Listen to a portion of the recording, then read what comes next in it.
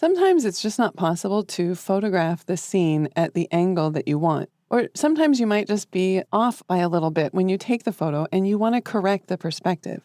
In order to fix this, we can use the Manual tab in the Lens Correction panel. So let's select all three of these images here. I'll just hold down the Command key or the Control key on Windows to select them all, and then I'll click on the Open in Camera Raw icon. You can see that because I had three images selected, thumbnails for those images appear over here on the left. I want to go ahead and select all of my images to start with, so I'll click Select All, and then we'll move over to the Lens Correction panel, and I'll actually start with the Profile panel. The reason that I selected all of the images is because you'll get better results with the perspective correction if you've enabled the Lens Profile correction here, and if you move to the Color panel and choose to remove Chromatic Aberration. Now we'll move over to the Manual panel, but before I start making adjustments, now's the time when I only want the first image selected. So I'll click on the first image, and then let's take a look at the different options under Upright. The first option does an auto correction. You can see that the perspective has been straightened on the building, and it looks much better.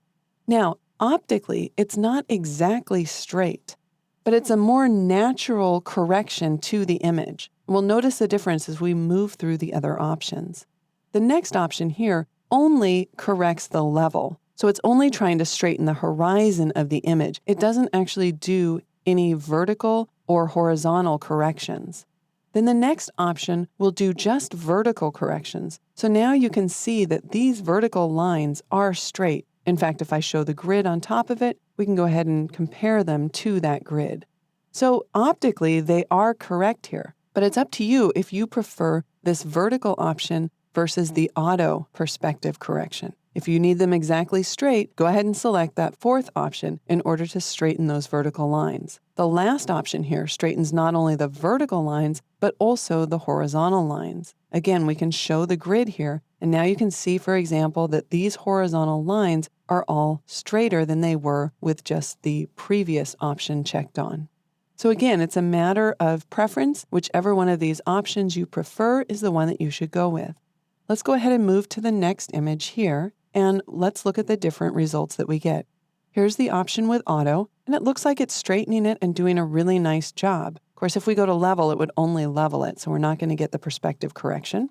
The third one gives me only the vertical perspective, and I wanted to use this file as an example just because it's so obvious that it hasn't straightened the horizontal lines. It's only straightening the vertical lines.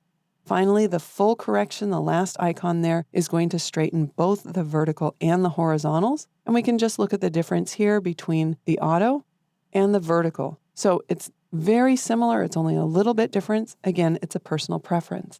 Finally, when we move down to the Ivory building and we walk through the options, here is the auto option. So it's leveled it and it's also starting to straighten it. Level, of course, would only level.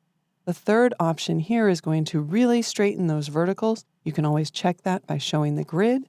And finally, this last option, the full option, is going to almost make it appear that we're moving around or the house is moving so that we've got a straight-on view of it. And of course, you can use any of these presets and then also go down here in the transform area and modify them. So let's go ahead and add just a slight rotation here. And I just want to point out that if you use any of the manual overrides here, if you do go back and click one of the upright icons, it will actually reset any of the manual settings that you've made here.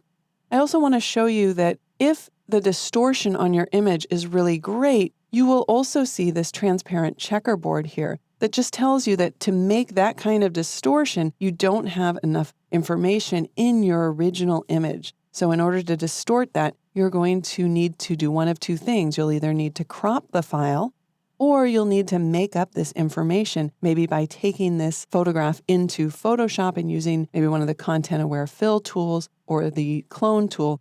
Regardless of how you do it, you would need to make up that information. There is an option with the crop tool. You can see that it's set to constrain to image, which means that even if I drag out a crop into the transparent area, when I release the mouse, it will constrain it so that it's not cropping into any of the transparent areas. It's constraining it to the image area. Of course, we can always reposition and resize that crop if we wanted to include a different area of our image. All right, let's double click where it says vertical to turn that off. I just wanted to make you aware of that because I obviously forced it to do it using the manual overrides down here, but sometimes when you click on one of the upright options, it will actually show you that checkerboard as well. This time when we click done, you'll notice that all 3 of the icons here in Bridge were updated.